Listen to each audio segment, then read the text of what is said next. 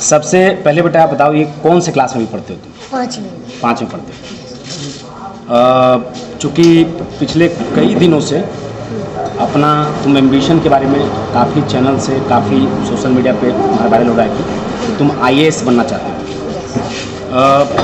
पता है कि उसके लिए कौन सा सब्जेक्ट चूज़ करना पड़ता है? साइंस से जाना पड़ता है या फिर आर्ट्स से जाना पड़ता है? उससे ज़्यादातर हम सुने हैं कि हिस्ट्री उसमें ज़्यादा थी। हिस्ट्री का उसमें ज़्यादा होता है, क्योंकि इंटरव्यू में भी हिस्ट्री ही रहा, इसलिए हिस्ट्री से मैं करना चाहता हूँ। मैं बेटा चूँकि आज एक शिक्षक के हैसियत से तुमसे बात कर रहा हूँ और कुछ जानकारी भी देना है जिसके जो तुम्हारे मंजिल को थोड़ा और आसान कर सकता है, काफ़ी सारी चीज़ों को तुम्हारा आसान कर सकता है कि नहीं? मेरा मानना है कि UPSC करने के लिए बेटा पहले तो 10th करना पड़ेगा, फिर 12th करना पड़ेगा। मेरा मानना है कि 12th करने मतलब 10th करने के बाद तुम UPSC से पहले IIT और मेडिकल की तैयारी करो। यदि IIT और मेडिकल की तैयारी कर लेते हो तो तुम्हारा जो रास्ता है UPSC की तरफ और ज़्यादा साफ सुथरा हो जाएगा, मतलब और आसान हो जाएगा। और सपोज कर लो कि IIT और मेडिकल क्वालिफाई करने के बाद यदि तुम सिविल सर्विसेज में नहीं पहुंच सके, अगर UPSC नहीं क्रैक कर सके, तो भी ITN बनकर या फिर एक डॉक्टर बनकर देश का सेवा कर सकते हो। हाँ। तो चाहोगे कि ये रास्ता फॉलो करो जो जिस रास्ते के बारे में हम बता रहे हैं? फॉलो करेंगे। क्या इस रास्ते के बारे में पहले से जानकारी थी आपको? नहीं, ये वो नीट जानते थे। नीट जानते थे? अच्छा। नहीं बेटा, चूंकि तुम देखा होगा कि इस साल जो UPSC का जो टॉपर है शुभम कुमार, वो भी IIT बॉम्बे से पास आउट है। तो जितने भी टॉप रैंकर्स होते हैं, UPSC में, जिनको IFS या फिर IAS ट्रेड मिलता है या IPS ट्रेड मिलता है, वो ज़्यादातर इंजीनियरिंग बैकग्राउंड से होते हैं या मेडिकल बैकग्राउंड से होते हैं। ये बात पता है आपको? हाँ, ये जो शुभम कुमार है, हाँ। वो इंजीनियर। अच्छा, ये बात पता है कि ज़्यादातर जो अच्छे रैंक पे जो लोग होते हैं वो ज़्यादातर इंजीनियरिंग बैकग्राउंड या मेडिकल बैकग्राउंड से होते हैं?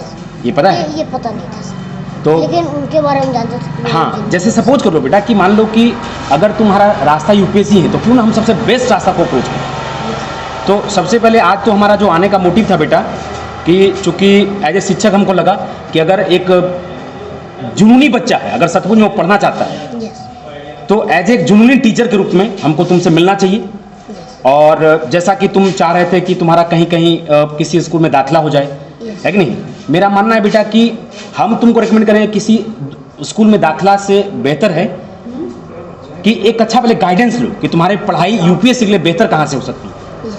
और यदि तुम चाहते हो कि मेरे साथ चलो, है ना, तो सबसे पहले जो तुम्हारे गार्जियन के मुखिया हैं, जो तुम्हारे कोर मेंबर हैं, उनको हमारे संस्थान में, जो कि ट्राइबल ब्लू के नाम से पटना में चलती है काटी फैक्ट्री में, है कि नहीं, उनको भेजो वहाँ पे, ताकि वहाँ का वातावरण, वहाँ का सारा चीज़ जान सके, है ना। यदि लगता है आपके गार्जियन को कि हाँ भाई ये मेरे बच्चों के लिए सबसे बेहतर जगह है जहाँ मेरा बच्चा रह सकता है, बेहतर से बेहतर पढ़ाई लिखाई कर सकता है कि नहीं, तो हम चाहेंगे बेटा कि तुम मेरे यहाँ। इस पर क्या कहना चाहोगे? इस पर ये कहना चाहेंगे कि अभी माननीय मुख्यमंत्री जी जो हैं सर नीतीश कुमार जी, उनसे पहले राय ले लेते हैं, उसके बाद हम सोचेंगे सर आपके यहाँ वैसे। हाँ, तो बेटा हम अपना पर्सनल नंबर छोड़ देते हैं, है ना। और आज 10 दिन के बाद जब भी तुमको लगे कि हमको सर को भी एक बार अप्रोच कर लेना चाहिए, सर से भी एक बार मिल लेना चाहिए, तो तुम्हारा स्वागत है बेटा। उम्मीद करते हैं कि तुम्हारा जो भी मंजिल है, जहाँ तुम पहुँचना चाहते हो, हमारी पूरी प्रयास रहेगा, है कि नहीं। IIT मेडिकल तो पहले हम बना ही देंगे तुमको, अगर तुम सच में डिजर्विंग बच्चा होगा तो, है कि नहीं। और मेरा ये भी मानना है बेटा कि जिस भी आप स्कूल में तुम चाहते हो कि दाखिला लेने के लिए, जैसे बहुत सारे स्कूल का तुम जिक्र किया, सिमरतल्ला या नवोदय, है कि नहीं, तो वहाँ तुम जाओ तो एंट्रेंस बेसिस पे जाओ, तुम किसी से सिंपैथी मत लो, तुम अपने बलबूते पे जाओ। क्योंकि UPSC वगैरह क्वालिफाई करना बेटा एकदम ये होता है ना, एकदम सचमुच में हुनर है, सचमुच में पागलपन है, सचमुच में काबिलियत है, तभी तुम पहुँच। इस बात तो मानते हो बेटा तुम? है ना। तो वही हम कहना चाहते हैं माननीय मुख्यमंत्री इसके एंट्रेंस दीजिए, लेकिन दीजिए, वो बोल रहे हैं कि 1 साल और रुको, तो 1 साल के बाद जो है फिर मामला शांत हो जाएगा, उसके बाद उतना ध्यान नहीं दिया। नहीं, 1 साल नहीं बेटा, हम तो कहेंगे 10-20 दिन रुक लो। अगर कोई कहीं से नहीं लोग अप्रोच करता है तो तुम अपने गार्जियन को हमारे यहाँ भेजो, हम नंबर आज दे रहे हैं, ठीक है। और वहाँ पे 2 दिन 4 दिन रह के उनको पता करने के लिए बोलो कि हमारा वहाँ पे रख रखाव कैसा है, पढ़ाई का वातावरण कैसा है, शिक्षक कैसे हैं, है कि नहीं। तो इंजीनियरिंग और मेडिकल की तैयारी करवाने की जिम्मेवारी हम लेते हैं बेटा। फिर जब वहाँ पे तुम क्वालिफाई करते हो, उसके बाद फिर UPSC की तरफ रास्ता तुम्हारा खुलेगा, है कि नहीं। हम चाहते हैं कि इस रास्ते को जरूर फॉलो करो। तुम सिंपली ग्रेजुएशन करके हिस्ट्री लो या तुम ज्योग्राफी लो और उस तब तुम यूपीएससी की तरफ जाओ, इससे बेहतर है कि इंजीनियरिंग मेडिकल क्वालिफाई करो और तब यूपीएससी की तरफ जाओ, है ना। कौन से रास्ते को फॉलो करोगे? इंजीनियरिंग को फॉलो करो। क्या सब्जेक्ट तुमको सबसे अच्छा लगता है बेटा पढ़ने में? हिस्ट्री सबसे अच्छा लगता है। लेकिन अगर इंजीनियरिंग तरफ जाओगे तो तुमको मैथ्स में इंटरेस्ट बढ़ाना पड़ेगा, मैथ फिजिक्स केमिस्ट्री में, है ना। अगर तुमको इंजीनियरिंग का रास्ता तय और मेडिकल में अच्छी करते हैं तो बायोलॉजी केमिस्ट्री फिजिक्स।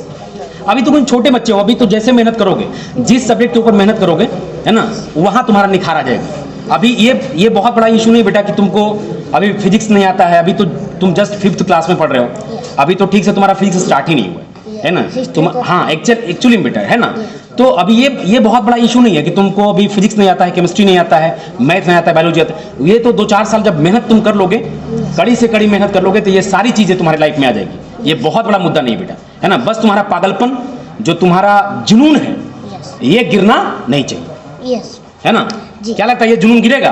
नहीं। अब ऐसा तो नहीं कि इतने चमक दमक में तुम्हारा आज या 10 दिन के बाद या 20 दिन के बाद तुम्हारा जुनून गिर जाए कि अब हम बहुत फेमस हो गए हैं, है कि नहीं? हम वो सब मानते ही नहीं मानते? हम केवल ये मानते हैं कि हम आगे कामयाबी की ओर एडमिशन हो जाए तो ये आधा जो है स्टार पर बाहर जाएगा। फिर जब हम ये जो है ये ग्रेजुएशन कंप्लीट करेंगे तो आधा हो जाएगा, जो हम यूपीएससी करेंगे तो फिर आधा हो जाएगा। अब बचा जरी सा स्टार में रंग भरना, वो हम आईएएस बन करके करेंगे। बिल्कुल बिल्कुल। तो जैसे अगर सपोज करो बेटा, अगर आईएएस बन जाते हो तुम, तो तुम कौन से राज्य में अपनी सेवा देना चाहोगे और कौन से राज्य में, कौन से नालंदा जिला में मैं पहले अपनी सेवा देना चाहूँगा। यानी कि बिहार राज्य के नालंदा डिस्ट्रिक्ट में तुम सेवा देना चाहोगे? यस। सबसे पहली जो एक चीज बताओ जो तुम अपने नालंदा डिस्ट्रिक्ट में सुधार लाना चाहोगे। शिक्षा और बेटा? प्रशासन यानी एडमिनिस्ट्रेशन। यस।